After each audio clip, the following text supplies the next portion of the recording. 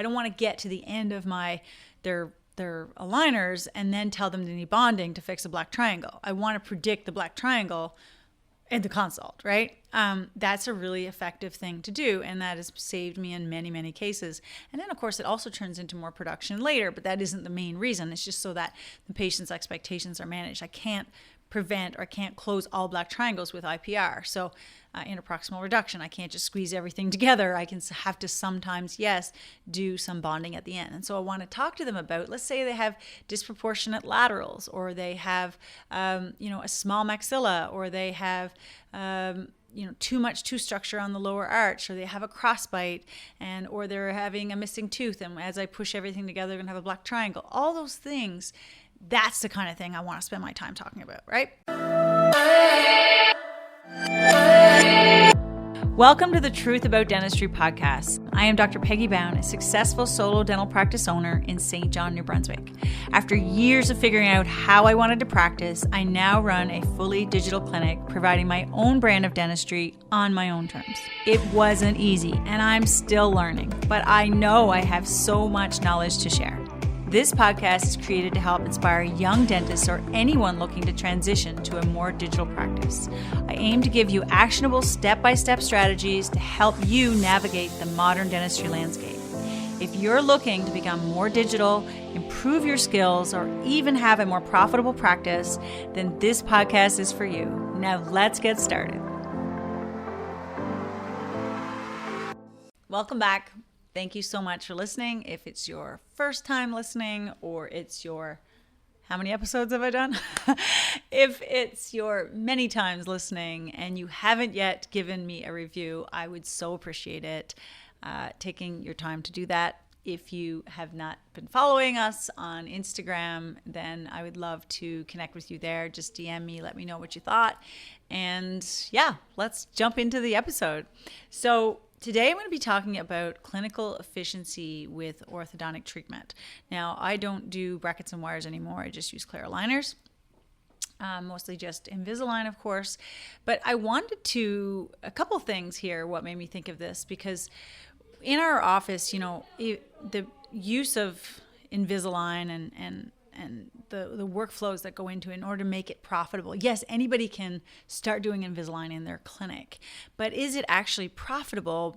And if it's not, is it just because you're inefficient? Is it just because you haven't got good systems? You're trying to do all of it yourself. You don't have the team educated.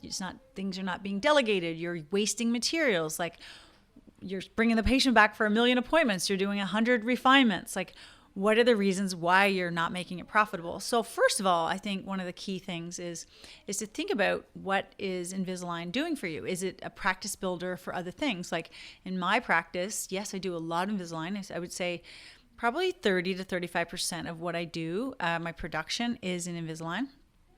And does it lead to other things? Well, yes, in my practice it does, because I also promote myself as a cosmetic dentist who does a lot of veneers and cosmetic bonding. And so a lot of cases they need ortho first. So I'll do the Invisalign, and then that leads me to something more profitable and productive, which is, of course, the cosmetic part. So, why are you doing Invisalign? Is it stressing you out? And is it just because it's just not profitable at it? You're just not efficient at it. So I want to talk about efficiency, and I have to give a shout out. The inspiration for this episode is for Dr. Stephen Schock's course that he's now sweeping the nation with his courses by Clearly Aligned. I've known Stephen for years, back when we were both Galler presidents, and we think along the same lines. We really have a great passion for what we're doing, and I want to give him a shout out, of course, first of all, because what he's doing is so great. He's teaching people how to do really comprehensive, effective ortho in their practices, and he's also teaching it in a way that helps you really understand it. It's broken down very well.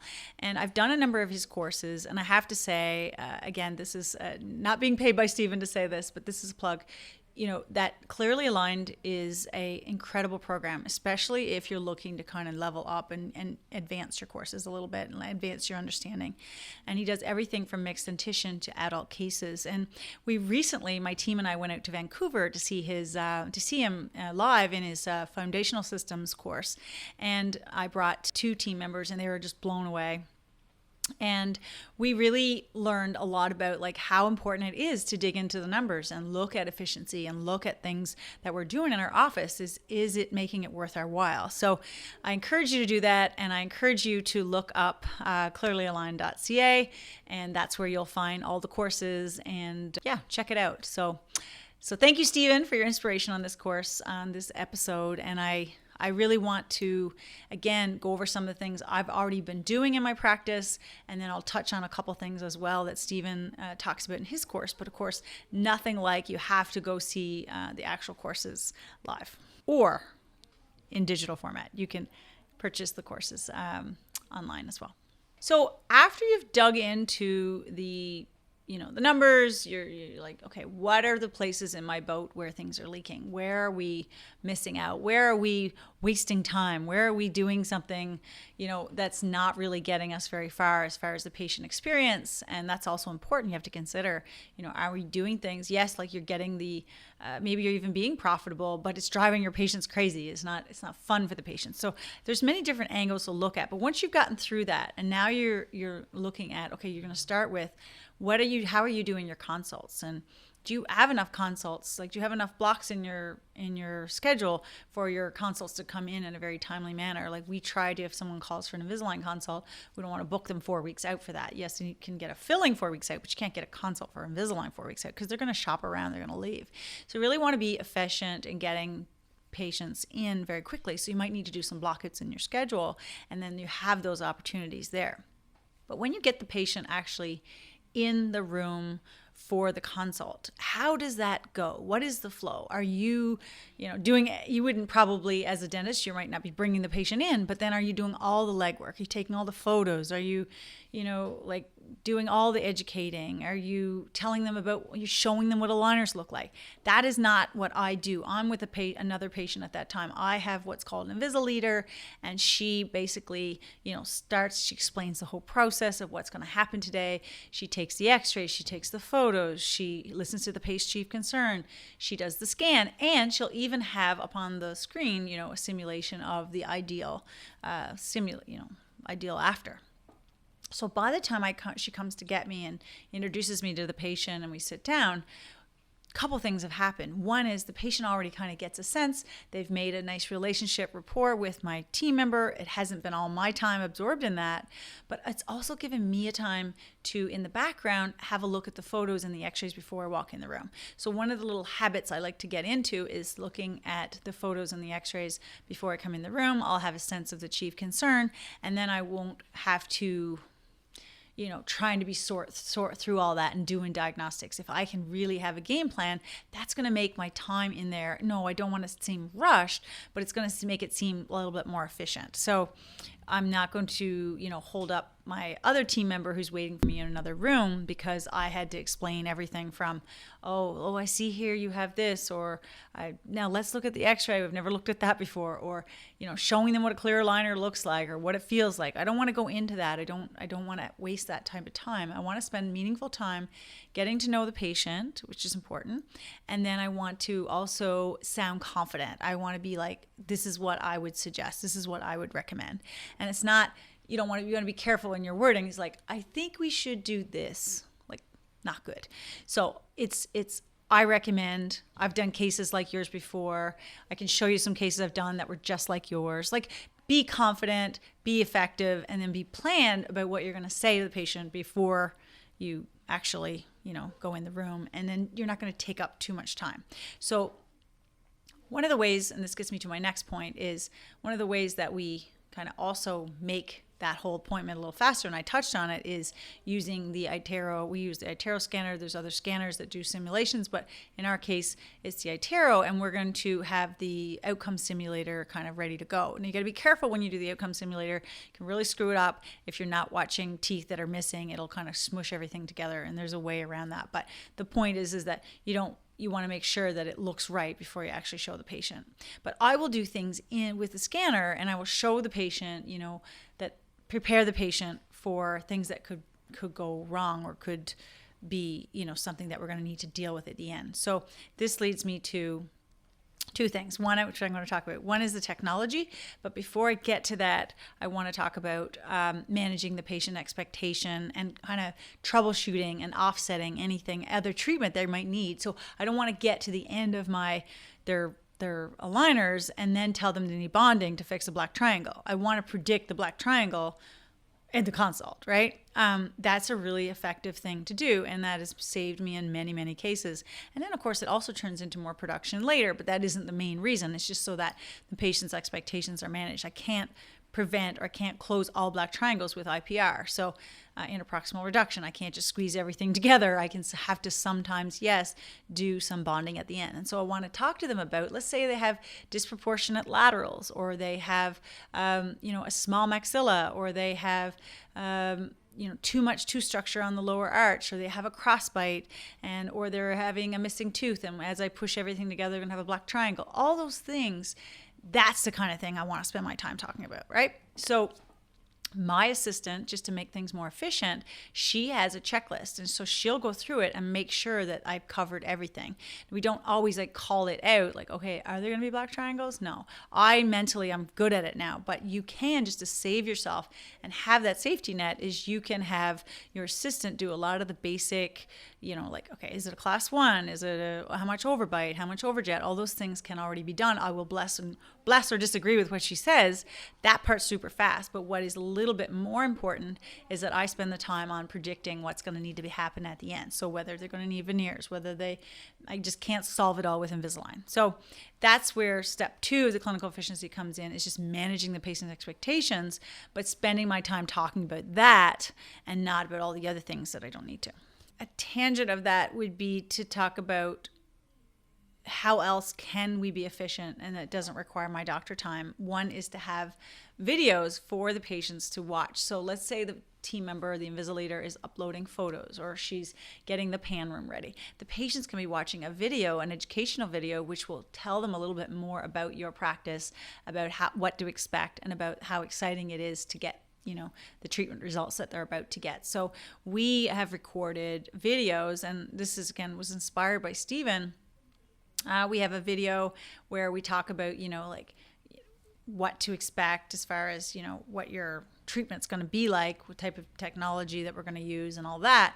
But then there's also one for the delivery, when we basically show and educate patients on some things that were commonly asked questions or commonly asked concerns, like, every time we get asked, like, can I eat whatever I want with them in, and all these things. So we don't need to repeat ourselves when we can create systems like creating videos for patients so that they can just watch it. You can also send them a link, or you can send them, that video to take home, and the parent can watch it again, or the other parent can watch it. Like, these are ways to really save time and follow up phone calls that will, again, be a lot more time consuming if you don't do that type of thing. So creating those, now ours are custom made. There probably is some out there that Align will provide, but I think by making it yourself, if you can, even if you just have to record it with a simple iPhone, it's nice to do that, but it's nicer to do it with a proper camera and setups like we have here. Do you want to become the modern dentist in your area? Our on-demand and live mentorship will help you stand out, attract your ideal patients, and build a niche-based practice. This A to Z training is for dentists and team who desire the digital workflows and skills to operate a thriving digital practice, helping you stand out in a crowded market. This course is the culmination of Dr. Bound's 20-plus years of experience in building a patient experience that patients will pay more for. Learn from our on-demand courses or receive a more customized experience with our mentorship program as we guide you through the curriculum. You can find out more from the link in the show notes. Or, if you aren't quite ready to take the plunge, you can also find the link to our freebie consult photography guide, which will help you get the right shot on the first attempt. Now back to the episode. The next thing I want to talk about is just the way to set up the ClinCheck, or the treatment plan, the digital treatment plan, so that you're going to have less problems. Of course, this comes with experience. You do cases, you learn, and then you don't do that again. Or you keep doing that because it really works. It's like, oh my gosh, that actually worked. I'm going to do that again. So thinking about what the patient told you. Let's say the patient is a highly aesthetic, very high profile patient who's going to be really self-conscious about attachments on their front teeth. Well, maybe you want to put the attachments on the lingual, right? So you might want to have in the notes. So when my team member uploads the case, they will put a note saying this patient is like highly aesthetic or has like doesn't want attachments on their front teeth. So now we'll have a discussion about that, or we'll be able to put the attachments on the lingual, which is great. But I want to remember that, right? I don't want the patient to get the aligners and then be upset that there's attachments where we promised we wouldn't be. Maybe there's a need for elastics, or maybe there's a need for spacing created for veneers at the end. So I want to know all that stuff up front. So when I'm doing the consult, the assistant will ask me, she'll say, is there anything you want to put in the ClinCheck notes? So then I'll tell her, I'm like, listen, please make sure I do like tons of IPR here, or I'm going to leave spaces around the laterals because there's a Bolton discrepancy. Please put in the notes that we're doing bonding on upper 3 to 3. Like, I want to remember all that. I don't remember it all. I do so many ClinChecks, I don't remember it all. So if I promised elastics for nighttime wear, like I want that. So she will paste that when she uploads the case. That way, when I'm working on the ClinCheck, it's just like I don't have to call her. I don't have to try to remember. And then the patient's not disappointed at the end.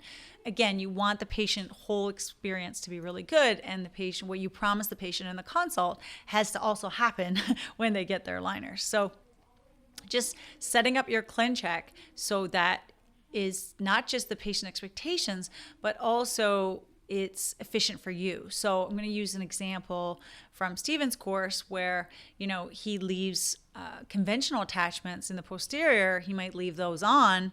And then if there are any optimized, they may come off in a refinement, but we don't actually take off all the conventional attachments. Different types of things where if the patient has to come back in, it's for a very short amount of time, or it's something they can pick up at the front desk. They don't have to come back in for a very long appointment time, very long delivery. It takes time and money out of your schedule, which again gets back to profitability because of inefficiency, right? Or lack of profitability because of inefficiency. So these are the types of things, when you're setting up your ClinCheck, is this ClinCheck? Is this going to get me what I want? Do I have passes at the end because I know the patient's going to have to be held over because we're going to be doing restorative at the end? Do we have enough aligners because like this patient has, recession, or this patient, is going to be traveling? Am I putting the IPR in places where it's just going to be absolutely inconvenient? Sometimes if you leave a line alone, the technicians will just put IPR in any spot they want. So you want to make sure your IPR is set up in a place. If they're traveling from far, I'll get the IPR at stage 1, and then I make sure. But otherwise, I do my IPR later. So, all those little things can make a huge difference to your efficiency as far as your ClinChecks go. And then that's going to lead to less time and money later on. The next thing I want to talk to you about, there's 2 left. The next one is the technology. Are you leveraging technology? Yes, there's a cost, right? There's a cost for technology, but are you leveraging it in a way that it's still going to save you in the end? So don't be, penny wise and pound foolish, right? So the saying goes. We sometimes should incorporate technology, and I'm going to use an example is the AI. AI is found in everything now, but I use AI in my ortho treatment through the use of dental monitoring. And dental monitoring is an incredible, I have to say, the best technology, and I'm not being paid to say this, that I've seen that has made my practice, reduction in refinements about 45% less because of dental monitoring. And my patients are happier. They're happier. They're having a better experience. They're coming in less. I'm saving. I haven't even figured out how much money it saves me, not just by not doing as many refinements, but not bringing the patient in as much, right? So yes, there is a cost to this technology, this AI, but it's saving me so much more in the end. And then I stand out. I'm differentiated from other practices. So when they're friends who are don't have dental monitoring, they're like, geez, why do I have to go in for so many appointments? How come you're done your Invisalign like way before me? I started before you. Like all those things, I get all that. And the patient gets this really cool video at the end showing their whole transformation, which can then also be repurposed for your marketing and all that stuff. So, we use some of the technologies that we use is one is the dental monitoring, as I said. And then also we use AVO. We use AVO in a lot of cases, especially adult cases. And it is, it's an ultrasound device, a low pulse ultrasound device, and it really makes a difference in getting our patients to the finish line faster. They can reduce the amount of time in each aligner, which they're always happy. And then I'm getting predictable results. So yes, there's a cost. If you price your Invisalign properly and you have efficient systems, then by all means, you should be able to have still a very profitable practice that gives you enjoyment and, again, makes you stand out and helps your patients have a good experience. All right, guys. My favorite. This is where, as GPs, my God, it's a good day to be a GP. I love doing this, and I'm not doing it. I'm going to explain. I don't do it, and I don't think I love doing it just because it seems like maybe a shortcut, but it's not. It's actually a service to the patient. And there is so much better of an outcome when we, again, sometimes we have to, sometimes we just want to, sometimes the patient needs it for aesthetic purposes, but it's using restorative to finish the case. Now, what are the situations when we can do that? One can be that damn lateral that just will not extrude. Holy, holy, holy moly. The patient is tired. You're tired. You don't know why it is. It could be a compliance issue. It could just be that lateral is just very small. But at the end of the day, who's winning here? Nobody. You're getting a bad rap. They are. Why don't you just bond the damn thing? Add a little bit of composite. Do your best work. Either don't do it at any charge, because what it's going to cost you to keep trying to pull on a little lateral when there's a tongue thrust or there's something going on there. I don't care what it is. But sometimes you just need to do that. You just need to say, you know what, we can solve this with restorative. And they're like, oh, how? I'm like, yeah, one appointment, we're going to be done. And I've done that. I don't do it very often, or I always try my best to do the best ortho I can. But as a GP, we have that advantage. We can really finish a case. We can make a tooth look better. We can make a tooth look straight if it just really won't end up turning. There's a whole bunch of things, but often patients are so receptive to that. They're receptive to it. They're happy. I don't overcharge them if I charge them at all. Again, I just need to get the case done. I want the patient to be happy. So that's been a big one. Another time I might use it is if there is restorative that needs to be done in the posterior. Let's say the restorative in the molar, or a tooth that just didn't extrude, or let's say we're going to be doing a crown on a tooth. Well, why would I extrude that tooth and give it into a high occlusion if I've got to do a crown prep on it anyway? So I want to not have to cut the tooth down, right? It should be often or always an additive process. So if we see that that's something that the patient's going to need anyway, then we talk about that openly to the patient, ideally even at the beginning, but at the end too, it can be easily done. And now you've solved the patient's problem in one visit or two visits at the most, and they don't have to be in another round of aligners. So really open your mind to those types of things and think about, that is another way you can be efficient. You can just finish the case, boom, you're done, because you handled it, you dealt with it from a restorative aspect. And sometimes teeth shapes, or let's say the teeth are really worn down. Well, how are you going to get a really good occlusion, cuspal interdigitation, if the teeth were really worn to begin with? Just rebuild the cusps. Get her done. Get her done. I just know that if we sometimes can use our heads and we are open, we're willing to communicate to our patients about what really going on here. Sometimes it's not all your fault. Like we as dentists, sometimes we take on, oh my God, like I'm not good at doing ortho, or not good at doing Invisalign. I just never got that occlusion. Well, sometimes it's not possible. So get creative. Think about restorative as a way to finish the case and give the patient that option, because they are probably gladly going to take it. So I hope that helps, guys. That was, again, some of the ways that we do improve our clinical efficiency in our clinic. And I really feel that it's made a big difference for us. I'd love to hear what you do. Just DM me on Instagram or email me, of course, Peggy@smilesbybound.com. We are here every week, and I would, again, greatly appreciate it if you would give us a review And reach out and let me know if there's any topics you want us to go over. I would appreciate that. And thank you, Stephen, for Clearly Aligned, because I'm continuing on and I really feel that the course curriculum is great. So don't forget to check out that as well. There'll be a link in the show notes. And I'll see you guys next time.